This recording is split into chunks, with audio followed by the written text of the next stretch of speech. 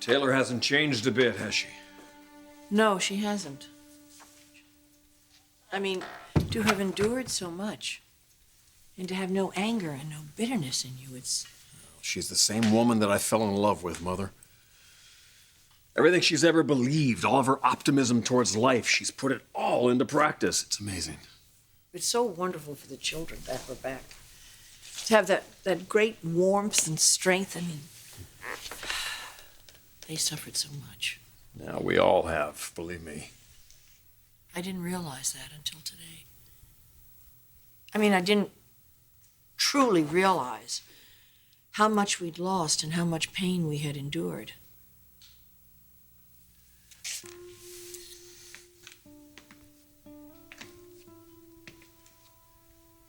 I told Taylor something.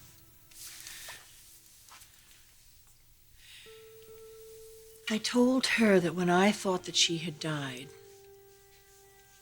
I lost my faith. I couldn't believe that God would take someone so moral and so decent from you and from the children. I was so angry and I was so heartbroken. But then seeing her today, I felt like it was a miracle that she'd been brought back to us, and I felt like my faith had been restored. That the family had been made whole again. To see Taylor now with her kids is so amazing. It is amazing. It is. It's a gift from God, I think. And now the children can heal again. They can put all that pain, that suffering behind them. She's back where she belongs, with her family and with everyone that really loves her. Thank you so much, Bridget. I want you to know how much I appreciate everything you did for the children while I was gone. Stephanie told me what a critical role you played in helping them deal with their loss, and how you helped them not to give up faith in goodness and God. You know, the time in this house after you were gone was really, really hard. It was hard on the kids, and it was really hard on Ridge. We all were really hurting. Every one of us felt your loss, Taylor. Well, thank God I'm back.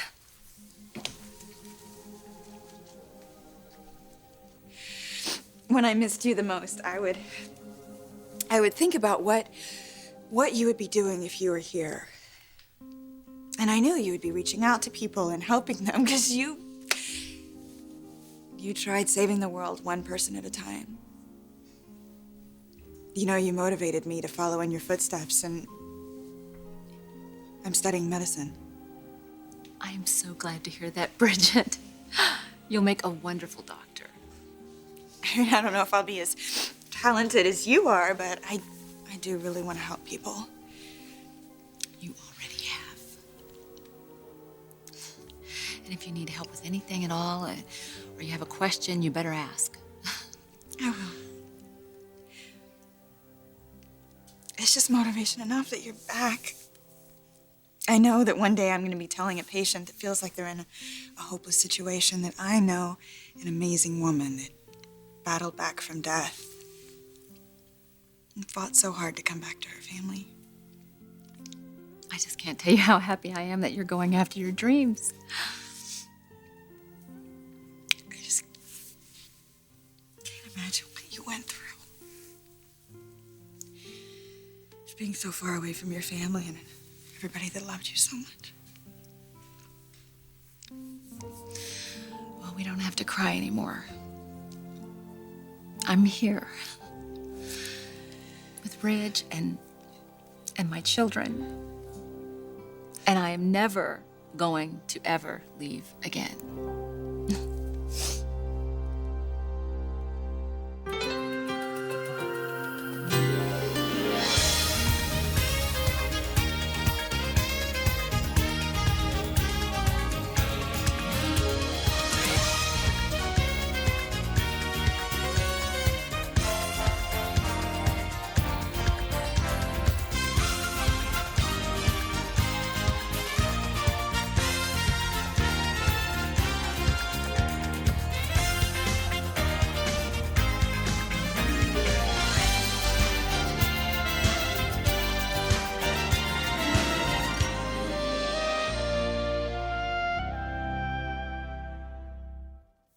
I just feel so badly that I ruined your wedding day. No. You didn't ruin it. You just postponed it. And now that I know that you were there, I consider your presence such a blessing. Nick's a lucky guy. He's incredible. And he's been really, really wonderful through all of this. So supportive. From what I hear, he's quite an adventuresome soul. He is. He's just been all over the world and he's done so many different things. And now he wants you to join him so you can have your life's adventure together. Sounds like he loves you very much. He does. Oh, it's so good to have you back.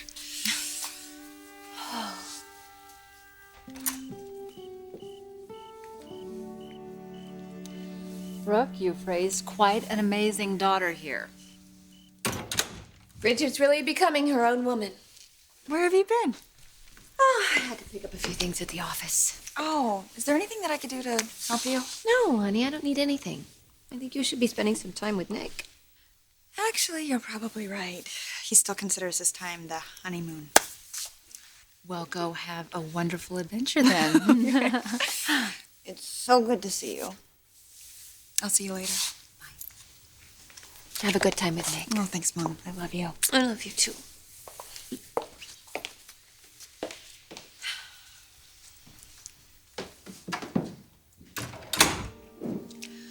Bridget's grown into a beautiful young woman.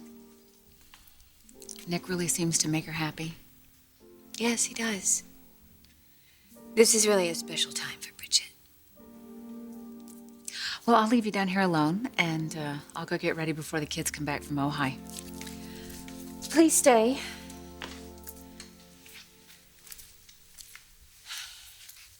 There's a few things that I'd like to discuss with you. I'm sorry I ever doubted you. But, I mean, you were insisting that you had seen Taylor, and that combined with your past behavior this year, the terrible fights that you had with Eric and with Thorne, and what happened with Bridget. I'm sorry, if I had just realized that you were still grieving for Taylor, I mean, I might have found a different way to deal with you. Well, we all did the best we could, didn't we, Mother?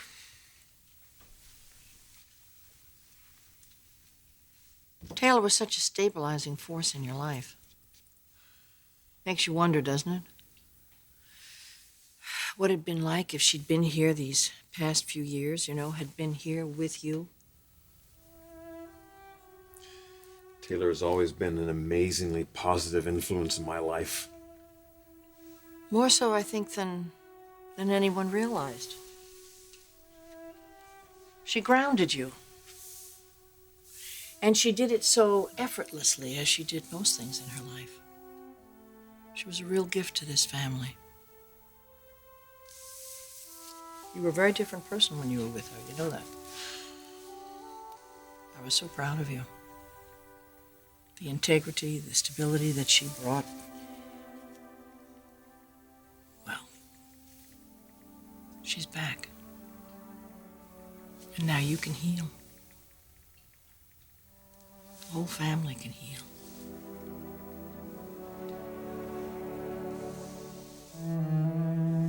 Now, I went by a real estate office on my way home from work today, and I picked up a bunch of magazines and brochures on houses that are available in this area. And I really wanted you to see this one. It's really nice. Oh, it's lovely. Yeah, it has a pool. I'm a little surprised, but thank you. Taylor, it is a blessing that you're back, but it's not without complication. Now, I think if we really try, we might be able to find a way. Are the houses near? Obviously, that's very important. I told the real estate agent that it has to be close to this house. I mean, there's no need for the children to be far away. It's good to know that we're on the same wavelength. We all want what's best. Yes, we do. Brooke, I just want you to know how appreciative I am of how gracious you've been about all this. I mean, I know if it were me in your position, I can't imagine how difficult this would all be. It's not really that difficult. All I think about are the children and what's best for them, what they need. Then everything's clear. Well, I realize while I've been gone that this house has become your home. I'm so relieved to hear you say that. That you understand. Yes, I do. That's why I want you to take as much time as you need to find the right house for you to move into.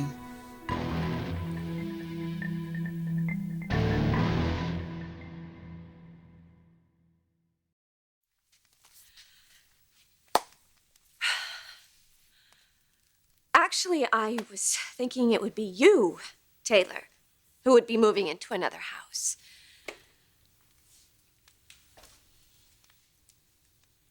Does Rich know about this? Did he suggest that you contact the real estate agent to find me a house? No, we didn't really have time to discuss it. I just assumed. I was only trying to help. Yes, of course. I know that you and Rich decided to have Phoebe and Steffi come back from boarding school. I was only trying to think of an arrangement that might be best for the children. Well, Brooke, I appreciate the gesture, but I really do think that Rich should be a part of any of these kind of discussions.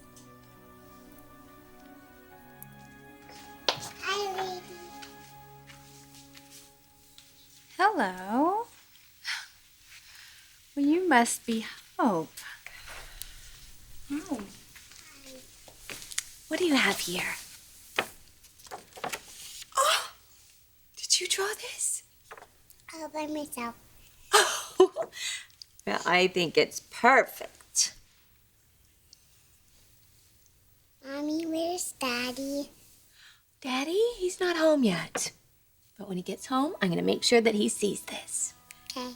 Now, why don't you run along and ask Catherine to give you a bath? And I'll be there soon. And when Daddy gets home, I'm going to make sure he comes and gives you a great big kiss.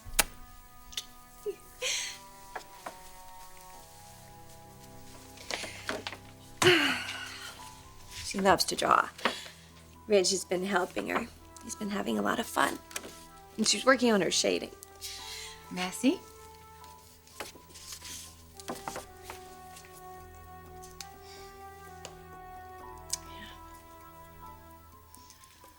From the way she's drawn him, I can see that she loves him very much. Yes. He obviously has a very strong presence in their life. That's why I'm asking you to move out, Taylor. Hope and RJ. They need to be with their father. How is Brooke handling all of this? Well, she's shocked like the rest of us. But she's happy for Taylor, and she's happy for the children. There's no doubt that Brooke has been a wonderful influence, a positive influence in the children's lives. But, honey, now that their mother is back, Brooke's role has got to change. Mother, no decisions have been made, all right? Let's not take this incredible blessing and turn it into a tragedy. Well, I don't want to do that. I want you to enjoy every moment of it, but I think you have to start looking ahead to the decisions that are going to have to be made. Well, you're living in the same house under the same roof with two women. Each one of them thinks that they're your wife. I didn't plan it like Well, this. I know you didn't, but things have to be settled out, don't they? The children are watching this situation. I mean, Hope and RJ are too young to understand what's going on, but the girls and Tom, they're watching everything that you do. This is a very critical time in your life, and you cannot afford to make a mistake.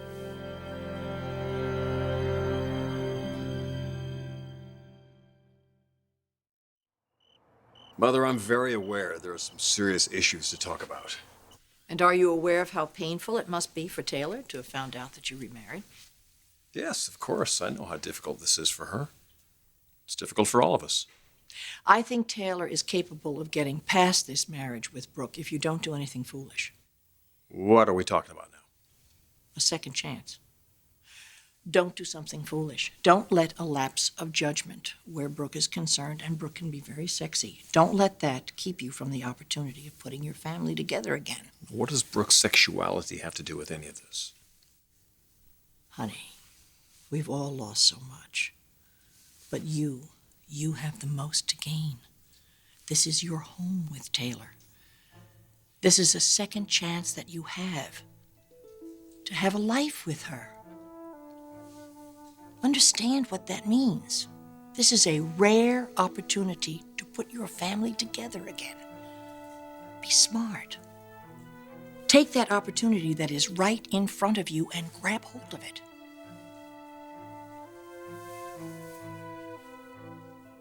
Please, Taylor, believe me. I am so glad that you've returned. It's an incredible blessing for everybody. For so many people. For Steffi and Phoebe. They finally have their mother back. And Thomas, he missed you terribly.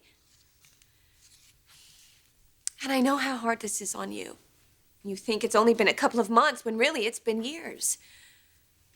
I'm sorry that you've missed so much. I realize a lot of time has passed. Steffi and Phoebe they're beautiful and grown up, and Thomas is practically a man. And now there's RJ and Hope. And I can see how much Ridge loves him. Ridge is their father. I know this seems so unfair. It is unfair. To the children, to Ridge, it's unfair to you, it's unfair to me. I guess it's how we deal with it that matters now, right? I don't want to shut you out of anybody's life. I wouldn't even dream of it. But you have to understand, this is my family now. And Ridge is your husband. That's right.